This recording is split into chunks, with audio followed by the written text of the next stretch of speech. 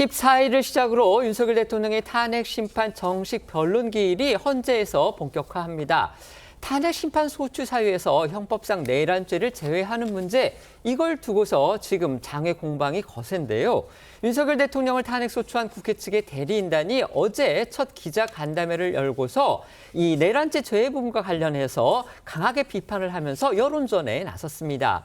내란죄는 애초에 탄핵 소추 사유가 아니기 때문에 철회가 아니다. 이게 지금 대리인단의 주장입니다. 네, 이 국회 측 대리인단은요, 내란죄 철회가 아니라 탄핵 소추 의결서 내용을 분명히 한 것이다라고 강조를 했습니다. 그러면서 이 내란죄의 범죄를 판단해 달라고 하는 이 탄핵 소추 사유는 애초에 존재하지 않는다면서 탄핵 소추 의결서에 이 내란죄라는 그런 표현이 언급이 된 거는 윤 대통령의 국헌 문란 행위가 내란죄에 해당될 정도로 이 중대한 헌법 위반이라는 그런 청구인의 평가일 뿐이고, 이런 내란죄라는 평가는 이 별개의 탄핵 소추 사유는 아니다라고 주장을 했습니다. 그러니까 이 형법상 내란죄는 이 대통령의 헌법 위반을 입증하기 위해서 덧붙인 것에 불과하다라는 건데요. 이 헌법재판소라는 기관의 탄핵 심판이라는 그런 취지에 맞춰서 형법이 아닌 헌법 위반 여부를 따지겠다는 취지라면서 이 학교폭력 심사 절차에도 빗대기도 했습니다.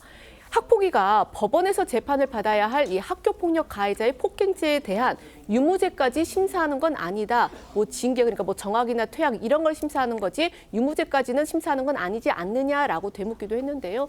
이 관련해 국회 측 대리인단 발언 들어보시겠습니다. 탄핵 소추 사유의 핵심을 소추 의결서에 나오는 표현 그대로 한마디로 요약하자면 내란 우두머리의 국헌문란 행위입니다. 이 부분 소추 사실은 준비 절차 과정에서 한 글자도 철회되거나 변경된 적이 없습니다.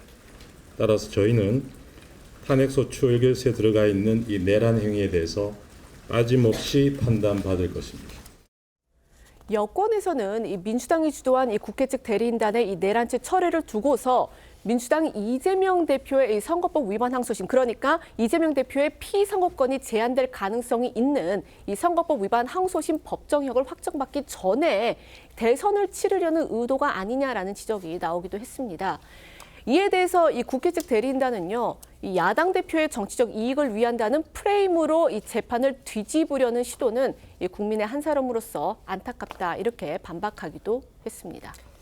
이에 대해서 국회 측 대리인단, 그다음에 민주당 측은요, 이건 결국 이제 지금 국민의힘 측에서 주장하는 식의 그런 얘기는 전혀 일리가 없다. 결국은 탄핵 소추 자체에 관한 거는 본질에 해당하지 않는 문제이기 때문에 아무 문제가 없다. 지금 이렇게 주장을 합니다.